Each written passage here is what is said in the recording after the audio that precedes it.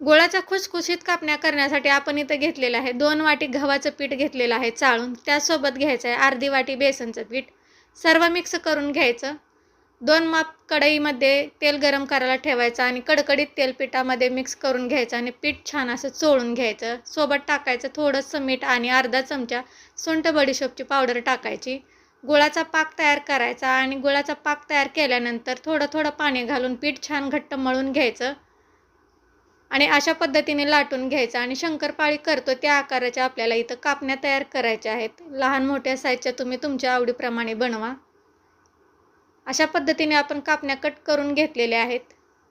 तेल जास्त गरम पण करायचं नाही किंवा कमी पण गरम करायचं नाही. मध्यम आचेवरती मस्त छान अशा खुसखुशीत होईपर्यंत कापण्या तळून घ्यायच्या.